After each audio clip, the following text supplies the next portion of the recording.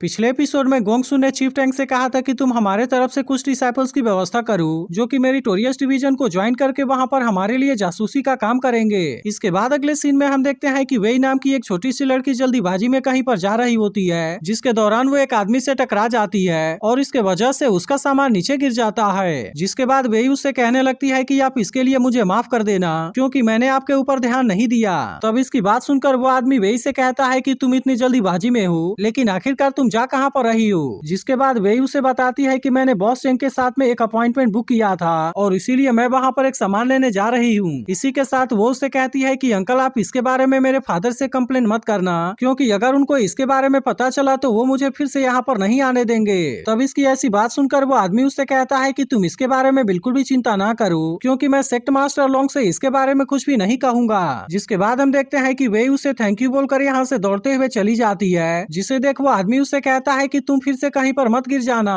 वहीं दूसरी तरफ हम देखते हैं कि टैन्यू सियानर के साथ में एक ज्वेलरी शॉप पर आया हुआ था जहां से वो महंगाई के लिए एक पेंडेंट को लेने वाला होता है, लेकिन तभी इसी वक्त हम देखते हैं कि वही यहाँ पर आकर इसे ले लेती है और वो दुकानदार से कहती है कि मैं इसे खरीदना चाहती हूँ। तब उसकी ऐसी बात सुनकर टैन्यू से कहता है कि सबसे पहले इसे मैंने देखा, लेकिन इस पर वही उससे कहती है कि अब यह चीज मेरी हो गई है। लेकिन इसके ऐसे बिहेवियर को देख सियानर इसके ऊपर गुस्सा होने लगती है। जिसके बाद वे इनसे कहती है कि तुम लोगों ने इसे नहीं खरीदा और अब तुम इसके लिए मुझे ब्लेम करना चाहते हो। तब इस पर टैन्यू सियानर से कहता है कि चलो अब तुम इसके बारे में भूल जाओ क्योंकि वैसे भी तो यह केवल एक पेंडेंट है। लेकिन इसके बाद भी हम देखते हैं कि सियानर इसके लिए नहीं मानती और वो टैन्यू से कहती है कि इसे इसके लिए सबक सिखाना पड़ेगा। इसके बाद हम देखते हैं कि वो अपने किक से पेंडेंट को हवा में उछाल देती है, लेकिन इसके बाद भी वेई ने इसे फिर से पकड़ लिया था। जिसके बाद सियानर भी इसके ऊपर अटैक करके इसे फिर से वापस ले लेती है, जिसके वजह से वेई अब इनके ऊपर और भी ज्यादा गुस्सा हो गई थी। लेकिन तभी इसी वक्त हम देखते हैं कि मास्टर लॉन्ग यहाँ पर आकर उसे ऐसा करने से रोकने लगता है। जिसके बाद वेई अपने फादर से कहती है कि ये लोग मुझे बुली कर रहे थे।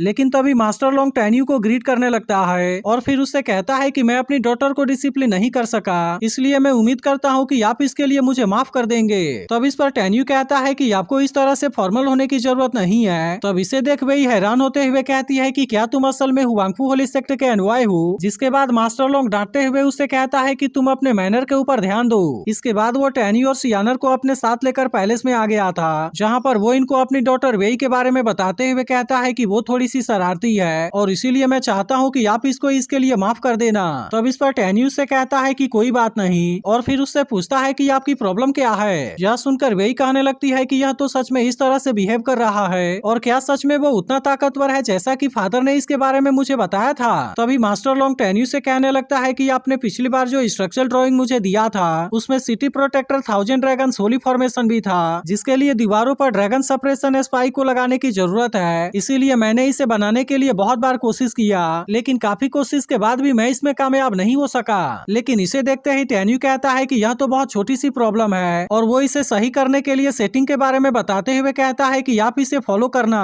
जिसके बाद हम देखते हैं कि मास्टर लॉन्ग टैन्यू को इसके लिए थैंक यू कहता है, जिसे देख वेई अपने फादर से कहने लगती है कि आप जिस प्रॉब्लम में इतने टाइम से फंसे हुए थे क्या वो इतने आसानी से सॉल्व हो गया। तब इस पर उसका फादर उससे कहता है कि हाँ बिल्कुल हो गया और इसीलिए मैं चाहता हूँ कि अगर तुम्हें हुआंगफू होली सेक्ट को ज्वाइन करने का मौका मिले तो फिर तुम वहाँ पर टैन्यू से एडवाइस के बारे में जरूर पूछना। तब इस पर वेई भी कहने लगती है कि हाँ मैंने अपने डिसीजन को चेंज कर लिया है और इसीलिए मैं भी अब हुआंगफू होली सेक्ट को ज्वाइन करूंगी। लेकिन इस पर सियानर उससे कहने लगती है कि तुम इसके लिए काबिल नहीं हो। तब इस पर वेई कहने लगती है मैंने सोचा था कि एनवाय टैन्यू कोई हाई लेवल वाला मास्टर होगा, लेकिन मैंने कभी भी उम्मीद नहीं किया था कि यह ऐसा होगा। इसके बाद वो इनसे कहने लगती है कि मेरे फादर तो मिडिल लेवल के वनरेबल फोर्जिंग मास्टर हैं, इसीलिए मुझे ऐसा लगता है कि वे जिस प्रॉब्लम में फंसे हुए थे उसे सॉल्व करना इतना आसान नहीं है और इसीलिए मैं चाहती हूँ कि तुम खुद को हाई लेवल का वनरेबल फोर्जिंग मास्टर बताकर लोगों को मूर्ख बनाना बंद कर दो। इसी के साथ वो कहने लगती है कि सेक्ट ने तुम्हें वहाँ का एनवाय बना दिया, मुझे तो इस बात के ऊपर बिल्कुल भी यकीन नहीं होता। इसके अलावा वो कहने लगती है कि हुआंगफू होली सेक्ट तो अब धीरे धीरे डिक्लाइन हो रहा है और इसीलिए मुझे ऐसा लगता है कि अब इसके पास में पहले के जैसी कोई भी एबिलिटी नहीं है। जिसके बाद हम देखते हैं कि उसके फादर उसे इस तरह से बात करने से रोकते हैं और अब इसके ऐसी बातों के वजह से सियानर भी इसके ऊपर गुस्सा होने लगती है। लेकिन तभी टैन्यू उसे रोकते हुए कहता है कि तुम्हें इसके ऊपर ज्यादा गुस्सा होने की जरूरत नहीं है क्योंकि वैसे भी तो यह केवल एक छोटी सी बच्ची है। इसके बाद वो मास्टर लॉन्ग से कहता है कि अब यहाँ की प्रॉब्लम सॉल्व हो गई है और इसीलिए अब हम यहाँ से जाना चाहते हैं। लेकिन तभी मास्टर लॉन्ग उसे रोकते हुए कहता है कि वैसे भी तो आप बहुत कम दिखाई देते हैं और इसीलिए मैं चाहता हूँ कि आप मुझे मुझे कुछ और एडवाइस दे दीजिए। इसके अलावा हम देखते हैं कि वो इसे अपने लोंगियन सेक्ट में भी आने के लिए इनवाइट करने लगा था, ताकि इस तरह से वो तैयार हो चुके ड्रैगन सप्रेशन स्पाइस के बारे में चेक कर सके।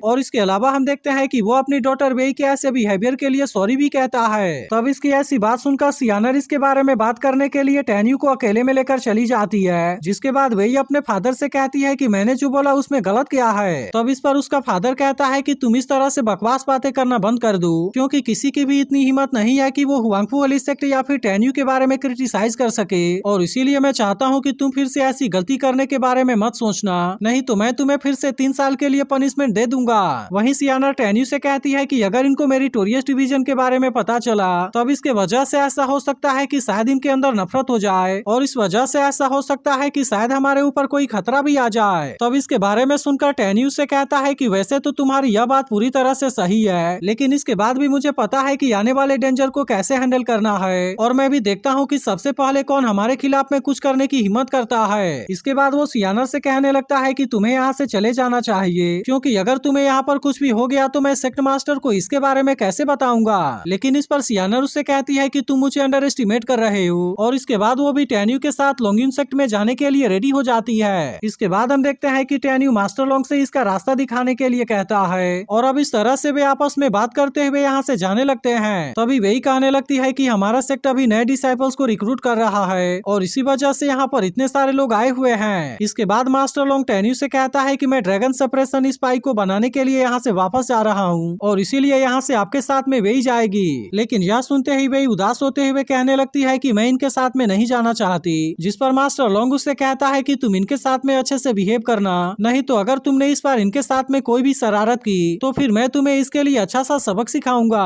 अब इतनी बात कहने के तुरंत बाद वो यहाँ से गायब हो जाता है, जिसके बाद वही कहने लगती है कि मैं नए डिसाइपल को रिक्रूट करने में हेल्प करने के लिए जा रही हूँ, इसीलिए अगर तुम्हें आना है तो वहाँ पर आ सकते हो। तब यह सुनते ही सियानर उससे कहने लगती है कि हम तो वहाँ पर जरूर आएंगे, ताकि हमें भी तो पता चले कि आखिरकार तुम किस तरह से नए स्टूडेंट को रिक्रूट करते हो। जिसके बाद हम देखते हैं कि आखिरकार वही अब इनको अपने साथ में लेकर यहाँ से जाने लगती है। जिसके बाद टैन्यू सियानर से कहता है कि तुम इस छोटी सी लड़की के साथ में इस तरीके से क्यों बिहेव कर रहे हो। तब इस पर सियानर कहती है कि हमारे सेक्ट के बारे में उस तरीके से बात करने की इसकी हिम्मत कैसे हो गई, और मैं तो इसके लिए कभी भी उसे माफ नहीं करूंगी। वहीं दूसरी तरफ हम देखते हैं कि सियाओ लियांग नाम का एक लड़का अपना टेस्ट दे रहा था, जिसे देख सीनियर ली कहने लगता है कि इसका फोर्जिंग टेक्निक तो बाकी ऑर्डिनरी लोगों से पूरी तरह अलग है, इसीलिए अगर लोंगियन सेक्ट ने इसे रिक्रूट कर लिया तब तो ऐसा लगता है कि कुछ समय में उसका वेपन फोर्जिंग लेवल मुझसे ऊपर हो जाएगा। लेकिन तभी इसी वक्त हम देखते हैं कि वे भी यहाँ पर आ जाती है, जिसे देखते ही सीनियर ली उसके बैठने के लिए चेयर को खाली कर देता है। इसके बाद हम देखते हैं कि वो सीनियर ली से स्टूडेंट को रिक्रूट करने के बारे में पूछने लगती है। तभी सियाओ लियांग के ऐसे टेक्निक को देख टैन्यू हैरान होने लगता है, और कहने लगता है कि यह तो इतने कम एज में लो लेवल वाले वेपन फोर्जिंग टेक्निक के बारे में जानता है, और इसके अलावा इसके पास वाली टेक्निक भी बहुत रेयर है। अब इसके वजह से वो हैरान होते हुए कहने लगता है कि कहीं वो बाहर से तो नहीं आया है। तभी वही कहने लगती है कि वैसे तो इसके फोर्ज किए गए वेपन में बहुत सारी कमियां हैं, लेकिन इसके बाद भी ऐसा लगता है कि वह काफी टैलेंटेड है। मगर तभी सीनियर ली उसे रोकते हुए कहने लगता है कि वह तो वेपन को फोर्ज करने में फेल हो गया, और अब इसीलिए रूल के अनुसार वो सेक्ट को ज्वाइन करने के लिए काबिल नहीं है। जिसके बाद हम देखते हैं कि वे भी अब उसे अगली बार यहाँ पर आने के लिए कहती है, और फिर सीनियर ली उससे कहने लगता है कि क्या अभी भी तुम्हें सुनाई नहीं दिया। तब इसके बारे में सुनकर सियाओ लियांग उससे कहने लगता है कि आप इसके लिए मुझे केवल एक मौका दो, और मैं आपको एक मिडिल ग्रेड वाला वेपन रिफाइन करके दिखाता हूँ। वहीं दूसरी तरफ हम देखते हैं कि टैन्यू भी सियाओ लियांग के टैलेंट की तारीफ करने लगा था, और कहने लगता है कि ऐसे स्टूडेंट को तो जरूर ही रिक्रूट करना चाहिए। तब इसकी बात सुनकर एक आदमी उससे कहने लगता है कि आपकी बात पूरी तरह से सही है, क्योंकि सियाओ लियांग को खुद मास्टर वुतू ने ट्रेन किया था, लेकिन असल में बात ऐसी है कि वह थोड़ा सा अरोगेंट है। तभी सियानर कहने लगती है कि तुम इसे अपने सेक्ट में रिक्रूट नहीं करना चाहते, और कहीं ऐसा तो नहीं कि तुम्हें डर है कि वो तुम्हारे लाइमलाइट को चुरा लेगा। लेकिन अब इसके बारे में सुनकर वे इसके ऊपर गुस्सा होने लगती है, और उससे कहती है कि तुम्हें इसके बारे में कमेंट करने का कोई भी अधिकार नहीं है। लेकिन तभी टैन्यू कहने लगता है कि इसके पास में तो हाई एंड वाले वेपन को फोर्स करने का टैलेंट है, इसीलिए मुझे ऐसा लगता है कि अगर इसने अपने कल्टीवेशन को और बढ़ा लिया तब इस तरह से वो हाई एंड वाले वेपन को बहुत ही आसानी से फोर्स कर पाएगा। लेकिन इसकी ऐसी बात सुनकर सीनियरली कहने लगता है कि क्या तुम भी वेपन को रिफाइन करने के बारे में जानते हो? इसके अलावा तुम खुद को यहाँ पर समझते क्या हो, और क्या तुम हुआंगफू होली सेक्ट के वेपन फोर्जिंग मास्टर हो? अब इतनी बात कहने के बाद वो कहता है कि आखिरकार तुम आए कहाँ से हो, और मैं चाहता हूँ कि तुम यहाँ से चले जाओ। वहीं दूसरी तरफ हम देखते हैं कि अब इसके वजह से बाकी लोग भी इसके ऊपर गुस्सा होने लगते हैं, और कहने लगते हैं कि कि तुम जल्दी से यहाँ से चले जाओ। लेकिन तभी हम देखते हैं कि टैन्यू अपने स्पिरिचुअल फर्नेस का यूज करके इसे बहुत ही आसानी से रिफाइन कर देता है, जो कि तुरंत ही एक बेस्ट क्लास वाले वेपन में चेंज हो गया था और इसीलिए इसे देख वे सभी पूरी तरह से हैरान हो गए होते हैं। तब इस पर टैन्यू कहता है कि मैंने तो केवल इसके फ्लेम के टेम्परेचर को ऐड कर दिया और अब इस तरह से यह बेस्ट ग्रेड वाले वेपन में चेंज हो गया है और इसीलिए मैं तुम्हें इस तरह से रिफाइनिंग स्किल के इंपॉर्टेंस के बारे में बताना चाहता हूँ। इसी के साथ टैन्यू इनसे कहता है कि अगर तुम इसे रिक्रूट नहीं करना चाहते तो फिर मैं इसे अपने साथ में सही जगह पर लेकर चला जाऊंगा। लेकिन अब इसके वजह से हम देखते हैं कि वे इसके ऊपर काफी गुस्सा हो जाती है और कहने लगती है कि तुम हमारे लोगों को अपने साथ में लेकर यहाँ से जाना चाहते हो और इसीलिए ऐसा लगता है कि तुम्हें इसके लिए सबक सिखाना ही पड़ेगा। तो अगर एक्सप्लेनेशन अच्छी लगी हो तो वीडियो को लाइक और इस पर एक कमेंट जरूर कर देना और अगर आपने इसके पिछले एपिसोड को मिस कर दिया हो तो लेफ्ट वाली वीडियो जरूर देख लेना।